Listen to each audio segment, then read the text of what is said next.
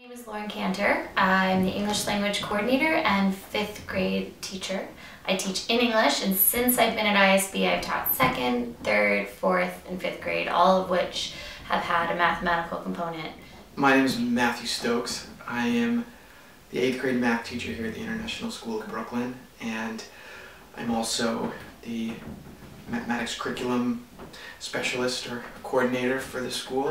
First and foremost, we want kids to love learning math.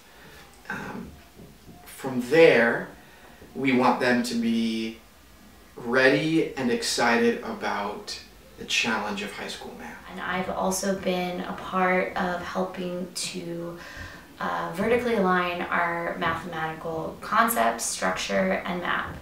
With doing this, I worked collaboratively with Stokes, our math coordinator, and really helping to solidify what is our vision in the lower school in math to help bridge mathematical instruction and learning into middle school and then beyond. So part of our job at ISB is to transition students from the International Baccalaureate's PYP program to the International School of Brooklyn's MYP program, the middle school program. And the PYP is transdisciplinary, and our job in the middle school is to focus a little more on specific subjects. So our job is to fill the IB framework with curriculum and student experience. A lot of that we develop, and a lot of that is in alignment to what the City of New York, the State of New York, and the United States and the world is asking of our 8th, 7th, and 6th graders. We live in a time where math education is not insular, and that we have lots of examples and lots of resources that we can draw from. But essentially, and maybe most pragmatically, is we want our 8th graders leaving with a fundamental understanding of Algebra 1.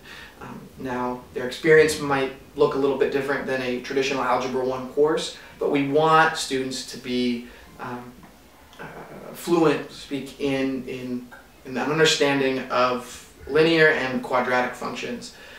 And so then we can work backward to make sure our 6th and 7th grade classes are allowing students the fundamental progression of being able to wrestle with quadratic functions and their implication to what's happening in the real world. And that then guides what our 4th and 5th grade classes are doing, which then helps to guide what our K through 3 classes are doing. And so far we've been really successful. We know that our students will transition from ISB into the public system as well as the private school system.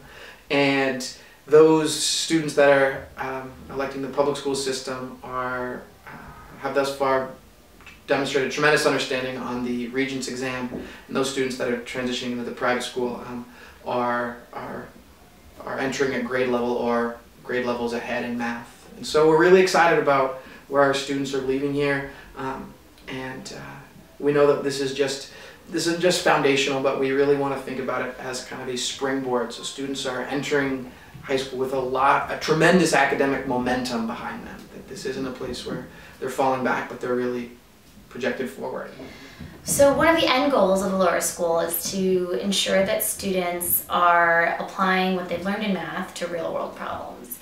And that's modeled through the inquiry-based instruction, where they have the opportunity to embed math within their program of inquiry. And this really helps to have math as something that's tangible, that's something that's relevant, and that's also something that students have ownership of. And in doing so, it bridges to middle school level mathematics in a sense where they can look at problems and explore problems in a more in-depth way, and again, more relevant way to real-world situations. And what we want them to do is to take these foundational skills that they've learned and that they've excelled in and that they've experienced from kindergarten through 5th grade, and we have to start transitioning it into a place that's a little more theoretical. One of the goals for the lower school teachers is to really use data and informal assessments to drive instruction. And in doing so, lessons can be scaffolded to meet the needs of the students. And this can come out in problem solving or number sense or pattern recognition. And when they have these concepts solidified, when they get to middle school, they'll feel more confident overall in solving multi-step word problems. And that transfers to high school and beyond.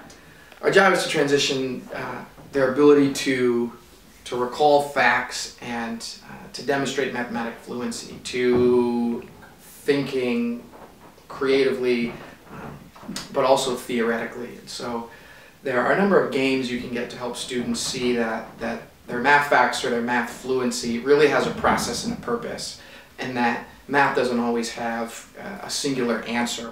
So another one of our goals in the lower school is to have students have really strong number sense and fluency. Along with that is to have a toolbox of problem-solving strategies. There's not one way to solve a problem, and we want to encourage students to feel that they have essentially the tools to solve problems in different ways. Another thing is helping students to break down problems in a more scaffolded sense, and that way as teachers we can help students pinpoint which part of the problem-solving procedure they're having the most difficulty with, and that's when we can step in and help to reinforce certain concepts. Every student is challenged, every student is asking pertinent questions, and kids are given individual attention but also are given the space and the release of responsibility so that they learn how to represent their understanding, but also begin to answer their own questions and feel really independent in the process of thinking mathematically. In looking at how we differentiate math, we do a lot of small group work. This can be in the form of center work, blended learning. We have our learning specialist also push into the classroom to help work in small groups. And this will help students who need more reinforcement in a certain concept get that reinforcement and support that they need. Students who need extra challenge in a certain concept will receive that challenge. So we really want to give students the space and the environment in which they can succeed in wherever they are in learning whatever mathematical concept that is being presented to them. One of the questions I get pretty frequently is our philosophy on math homework. Our math homework will range from conceptual understandings and real-life situations, such as gathering data to formulate graphs, and it'll also be based on procedural mathematics, following procedural steps to ensure that when students are approaching higher level math, that they have all the tools and all the strategies to be successful.